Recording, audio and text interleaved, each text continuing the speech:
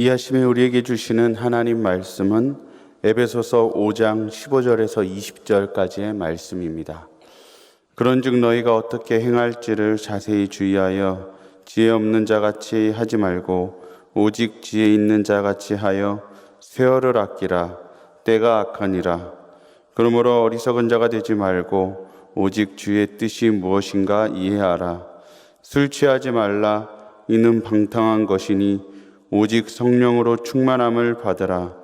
시와 찬송과 신령한 노래들로 서로 화답하며 너의 마음으로 주께 노래하며 찬송하며 범사의 우리 주 예수 그리스도의 이름으로 항상 아버지 하나님께 감사하며 아멘.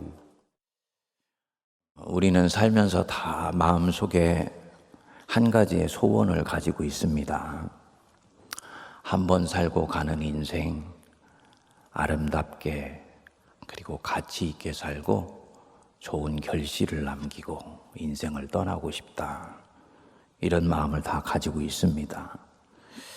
그래서 어떤 사람은 이 소망을 이루고 세상을 뜨기도 하고, 또 어떤 사람은 이런 소망과는 전혀 거리가 먼 인생을 살면서 세월을 허비하다가 삶을 마무리하기도 합니다.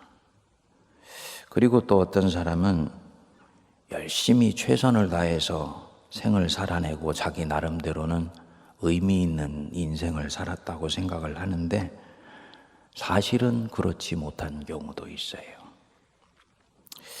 어떤 경우가 이런 경우냐?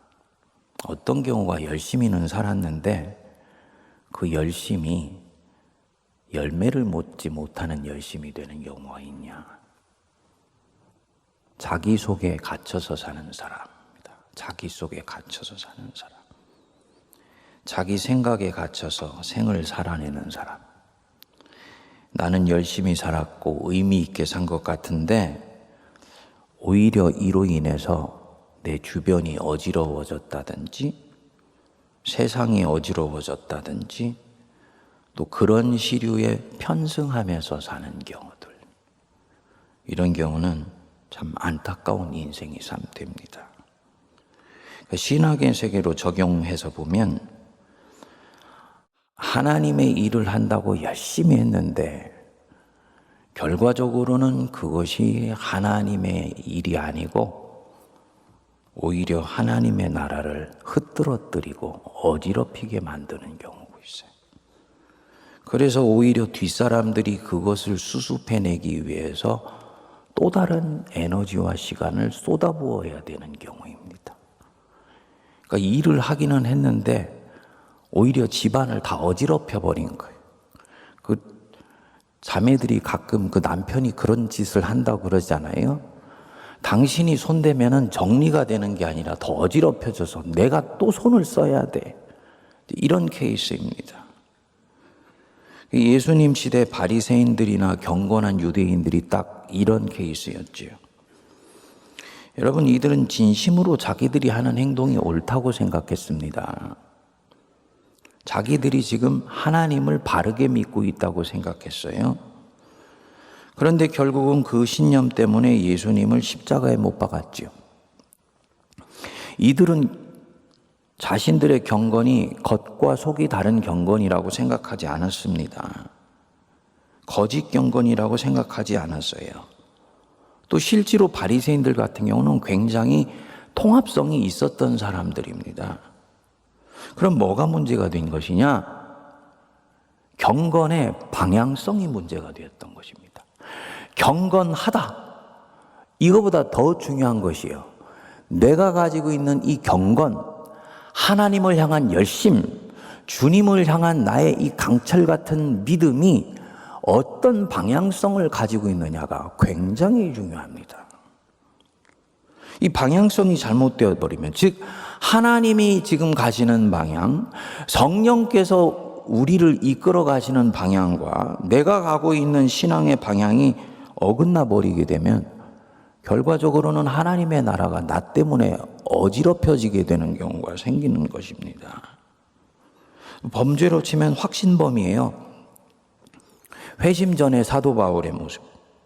또 회심 이후에 바울의 선교를 곳곳에서 방해하는 이 유대인 박해자들, 이들은 하나님을 향한 이들의 진심을 의심할 수는 없습니다.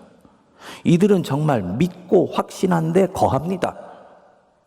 그런데 이들의 이 하나님을 향한 열심이 오히려 하나님의 나라를 어지럽힙니다. 결국은 하나님 나라의 방해자가 돼요. 얼마나 안타까운 일입니까? 하나님 위에 살았는데 하나님 나라의 방해자가 된다. 나는 하나님 위에서 산다고 생각했는데 구속사는 오히려 그 부분에 대해서 너는 방해했어 라고 평가를 한다. 얼마나 속상하는 일입니까? 시간을 잘못 쓴 것이죠. 왜 이런 일이 일어나는지, 또 우리가 어떻게 살아야 바른 열심으로 하나님의 나라가 내 인생에서 단 1cm라도 전진할 수 있는지 오늘 말씀이 우리에게 가르쳐 주십니다. 이제 15절 말씀부터 보시면 말씀은 행함의 영역으로 들어왔습니다. 어떻게 살 것인가? 이제 이 인생의 무대에서 본격적으로 살아내려고 하는 사람, 이 사람이 바울의 안내를 잘 따라왔다면 이 사람 안에는 자기의 내적인 중심이 분명히 서 있어요. 죄와 허물로 죽었던 나인데 하나님의 은혜로 나는 전적으로 살아나게 된 사람이다. 그리고 나는 하루하루를 하나님의 사랑과 은혜를 먹으면서 살아가는 인생이다. 그러면 이 사람이 이제 어떻게 살 것인가? 15절 보십시오. 그런즉 너희가 어떻게 행할지를 자세히 주의하여 지혜 없는 자 같이 하지 말고 오직 지혜 있는 자 같이 해라. 맹목적인 헌신과 열심을 경계하지요. 신앙은 그저 열심히 믿는 것 이상이라는 것입니다. 어떻게 행할지를 자세히 주의해라. 왜 어떻게 행할지를 자세히 주의해야 됩니까? 너의 한 걸음 한 걸음은 반드시 누군가에게 파장을 미치기 때문이다. 존재가 그 자리에 있는 것 자체가 이미 영향력이다. 나는 아무것도 하지 않았는데 이렇게 되었어. 그런 일은 없다.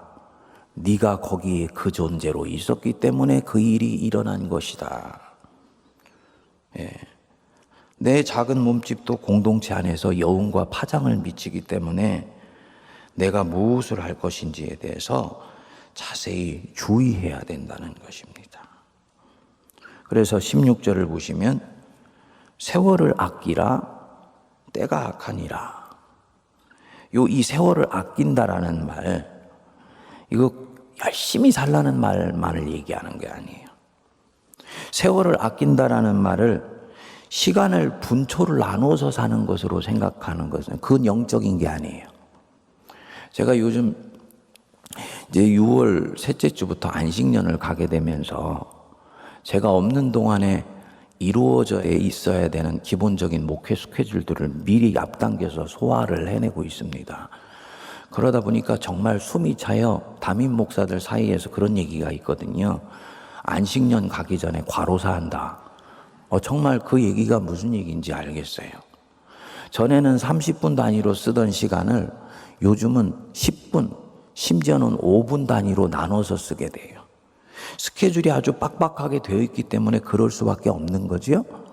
자기가 이런 시간의 스케줄 속에 들어가 있으면 내가 지금 굉장히 열심히 살고 있구나, 잘 살고 있구나 이렇게 생각할 수 있는데 영적으로는 그게 아니라는 거예요. 그건 세월을 아끼는 게 아니에요. 세월을 아낀다는 말은 시간을 분초로 쪼개서 쓴다는 말이 아닙니다. 그래서 자기도 모르게 이 강박적인 생활 방식을 가지고 있는 사람들이 있어요. 굉장히 성공지향적이고 목표지향적인 사람들. 이 사람들은 시간을 아주 분초 단위로 나누어 쓰면서 하루 24시간을 철저히 타이트하게 조직화해냅니다. 예. 경건 시간을 쓰는 것도 절대로 30분 기도, 30분 말씀 외에는 더 쓰지 않아요. 성령께서는 그날 나를 1시간씩 기도하게 하실 수도 있는데 딱 그 시간에 마무리를 해요. 성령의 역사도 시간 안에서 통제해내려고 하는 것입니다. 이건 강박적인 생활 방식이에요. 세월을 아끼는 것이 아닙니다. 여기서 이 세월을 아끼다라고 할 때 이 아끼다란 말은 헬라어로는 엑사그라조라 그러는데요. 구속하다, 되사다, 속박해내다 이런 뜻입니다. 다시 말하면은 값을 지불하고 되사오는 걸. 시간이 지금 영적으로는 무엇인가에 이렇게 묶여 있다는 거죠. 영적으로 무엇인가에 포획되어 있고 속박되어 있는 거예요. 그것을 엑사그라조, 무엇인가의 값을 지불하고 해방시켜낸다는 것입니다. 그러니까 여기서 세월을 아끼다 할 때 이 아낀다라는 말은 시간을 악한 속박에서 속량해내는 것입니다. 다시 말씀을 드리면은 헛된 것, 의미 없는 것에 세월을 쓰는 것, 그런 데서 시간을 풀어서 해방시켜내는 것이죠. 그래서 죄악에 넘겨져 있는 시간을 거룩하고 아름답고 가치 있는 시간으로 넘겨주는 것. 이게 세월을 아끼는 거예요. 그러니까 강박적인 생활 방식으로 시간을 타이트하게 만들어내는 것과는 달라요.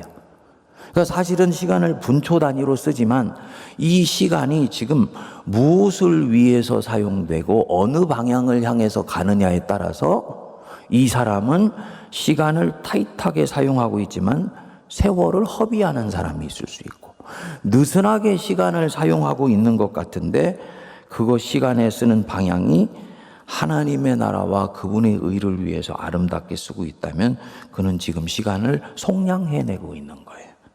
시간을 해방시켜내고 있는 것입니다. 그래서 세월을 아끼라 때가 악하니라, 이 말씀은 내 하루하루의 시간, 인생 전체의 시간을 거룩한 세월로 만들어서 사용해라, 이런 뜻인 것이지요. 이 말은 이 사도 바울이 시간관이 여기에 들어있다고 볼 수 있습니다. 세월을 구원해내고 해방시켜낸다. 이 말은 이 세월 혹은 시간, 이 카이로스, 물리적인 시간을 하나님의 작품을 만드는 도구로 생각한다는 거예요. 여러분, 우리는 하나님의 일을 시간과 공간 안에서 이루어냅니다. 우리는 그런 면에서는 시간과 공간의 제한을 뛰어넘을 수 없어요. 뛰어넘을 수 없을 뿐만 아니라 하나님의 사람은 시간과 공간 안에서 하나님의 일을 해내요. 그렇기 때문에 이것은 한편으로는 우리에게 영혼을 살아가는 데 있어서 걸림돌이 될 수도 있지만 이 시간과 공간이 하나님의 작품을 만드는 도구로 인식될 수도 있다는 거지요. 마치 이 예술가가 붓으로 그림을 그려내는 것과 마찬가지. 붓이 작품을 만드는 도구이듯이 내가 쓰는 시간, 내가 살고 있는 이 공간이 내 인생에 하나님의 작품을 만드는 도구라고 인식하고 있는 것입니다. 근데 이 도구가 이 바로의 손에 붙들려 있으면 악한 데 사용되지요. 의로운 자의 손에 붙들려 있으면 성막을 만드는 데 쓰임받을 수 있는 거예요. 시간을 해방시켜내라는 것은 바로 그런 뜻입니다. 선하게 시간을 쓰도록 악한 데, 헛된 데 쓰는 시간을 풀어 헤쳐내어서 거룩하게 해라. 자, 그러면 이 시간이 어떻게 사용되었을 때 거룩할 수 있는 것인지에 대해서 이제 17절이 말씀을 합니다. 우리 같이 한번 읽어보겠습니다. 시작. 그러므로 어리석은 자가 되지 말고 주의 뜻이 무엇인지 이해하라. 내가 가지고 있는 열심, 내가 가지고 있는 이 헌신이 열매를 맺는 열심이 되는데 가장 중요한 부분들이 무엇이냐? 주의 뜻이 무엇인지 이해하는 것입니다. 길게는 내 인생을 향한 하나님의 뜻이 무엇인지 이해하는 거예요. 모든 하나님의 백성에게 주시는 영원한 하나님의 뜻이 있죠. 그의 나라와 그의 의를 구하는 것. 근데 내 시대에 주신 하나님의 뜻이 있어요. 그의 나라와 그의 의가 이루어지기 위해서 내 시대에 무엇이 필요한가? 요거 분별하는 부분이 굉장히 중요합니다. 아브라함에게는 아브라함에게 주신 하나님의 뜻이 있어요. 이삭에게는 이삭에게 주신 하나님의 뜻이 있고, 야곱에게는 야곱에게 주신 하나님의 뜻이 있고, 요셉에게는 요셉에게 주신 하나님의 뜻이 있어요. 아브라함에게 주신 하나님의 뜻은 믿음을 심어내는 거예요. 믿음을 심어내는 것이 하나님의 뜻인데, 믿음을 꽃 피워서 열매를 거두려고 하면 안 됩니다. 믿음의 열매는 요셉 때에 갔을 때야 이루어내는 것입니다. 그러니까 내 시대의 하나님의 뜻이 믿음을 심어내는 거라면 열심히 소처럼 밭갈이를 하고 힘들더라도 쟁기가 부러질지언정 꾸역꾸역 그 일을 해내고 인생을 마무리하는 것. 그게 자기 시대를 향한 하나님의 뜻이에요. 많은 사람은 그렇게 하고 싶지 않죠. 누가 예수님 되고 싶지 세례요한 되고 싶습니까? 근데 많은 경우 하나님의 일이 어지럽혀지는 경우가요. 밭갈이를 잘해서 마무리를 해야 되는데 밭갈이 한 뒤에 꼭 끝에 심어서 열매까지 거두려고 했을 때 이때 이 하나님의 나라가 어지럽혀지는 일들이 일어나게 되더라고요. 그러니까 왜 이런 일이 일어나냐면 하나님의 뜻이 무엇인지 분별치 않고 열심을 냈기 때문입니다.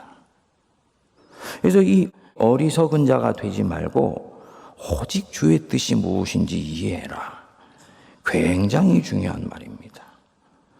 사랑하는 여러분, 하나님 뜻대로 되는 것이 중요합니다. 아멘 하세요? 예. 뜻이 하늘에서 이루어진 것 같이 땅에서도 이루어지게 하옵소서. 하나님 뜻대로 되는 것이 중요한 것이지 내가 원하는 대로 되는 것이 중요한 게 아니에요. 내가 원하는 대로 하나님의 뜻이 이루어지는 게 중요한 것이 아니고 내 원함은 있지만 그 원함보다도 하나님의 뜻이 내 인생 속에 바르게 이루어지는 것이 훨씬 중요해요. 이것이 되기 위해서는 무조건 주님을 새롭게 믿게 되었으니까, 주님이 내게 하나님께 헌신하라고 했으니까 열심히 몸을 움직여서 헌신하고 교회를 위해서 땀 흘려 봉사하고, 이거보다도 훨씬 중요한 것이 이것을 통해서 하나님이 내게 뭘 이루기를 원하시는가 하는 것이 더욱더 중요합니다. 제가 지금까지 걸어온 믿음의 걸음을 돌이켜 봤을 때요, 영적으로 굉장히 신중해야 되겠더라고요. 제가 인생에서 걸음걸이를 돌이켜보면서 몇 가지 후회되는 것이 있어요. 한 3가지 정도 돼요. 그 중에 하나가요, 미국에 가서 공부해야 되는 때 교회를 개척했던 거. 지금 생각해보면 후회돼요. 사실은 5년 정도만 마칠 수 있었던 그 시간, 즉 5년 정도만 거둘 수 있었던 열매와 결실을 제가 거두는데 10년이 걸렸어요. 물론 교회를 개척하고 그 속에서 번아웃이 되어서 나가 떨어진 뒤에 다시 일어나는 과정 속에서 살아계신 하나님을 새롭게 만났습니다만, 그것은 그럼에도 불구하고 주신 은혜이지 그렇기 때문에 주신 은혜가 아니에요. 그때는 그게 사람들 사랑하는 것이고 하나님의 뜻이라고 생각했는데 지나고 보니까 아니더라고요. 그 부분에서 소진했기 때문에 하나님의 뜻이 아니었던 것이 아니고, 거기서는 주님의 뜻이 무엇인지를 더 신중히 분별해서 내가 하라고 보내어진 그 사명에 좀 더 충실했어야 됐다. 근데 사이드로 정말 내 무엇인가를 잡아당기는 것이 나타나더라고요.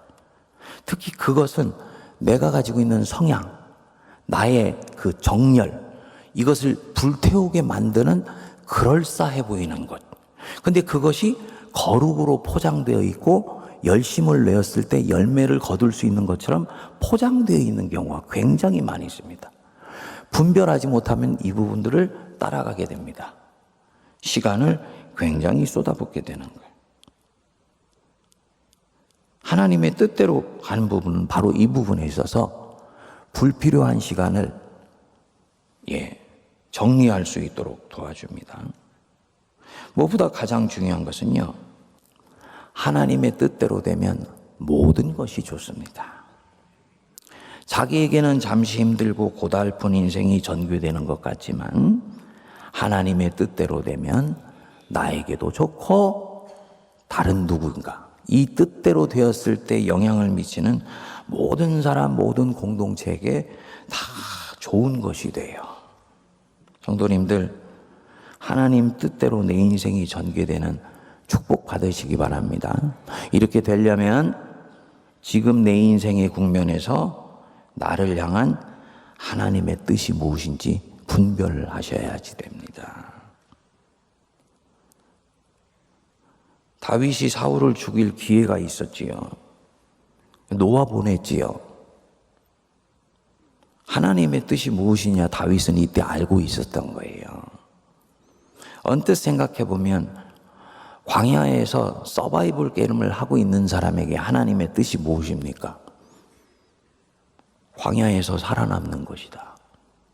건강하게 나오는 것이다. 그게 하나님의 뜻이라고 생각할 수 있습니다. 만일에 그렇게 하나님의 뜻을 이해했다면 다윗은 자기를 죽이려고 쫓아다니는 이 사울을 죽일 기회가 왔을 때 생각하지 않고 칼을 빼들어서 몸에 넣었을 것입니다. 근데 다윗을 볼 때 자기 인생을 향한 하나님의 뜻은 그게 아니에요. 사울로 인해서 어지럽혀진 이 하나님의 나라, 땅바닥에 떨어져 버린 하나님의 계명과 율법, 이것을 어떻게 다시 수습하여서 하나님의 나라가 자기의 부족하지만 헌신을 통해 이 유대 땅에 오게 하는가, 이게 다윗이 볼 때는 하나님의 자기 인생을 향한 뜻이에요. 그런데 왕을 죽일 기회가 왔다. 단순히 죽인다 산다는 것이 아니라 이 고달픈 인생을 끝낼 기회가 왔다.